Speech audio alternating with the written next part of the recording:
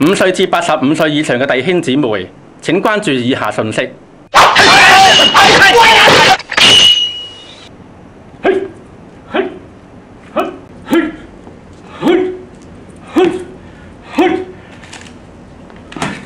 最鋒利嘅刀都會有生鏽嘅一日，更何況人呢？所謂操練身體，益處還少，唯獨敬虔，凡事都有益處。無論咩年紀，我應該盡早裝備好自己，勤讀聖經係人生最重要一件事，無謂日後窺見主面。好在我已經開始咗每日靈修生活，你都即刻開始你嘅讀經生活啦！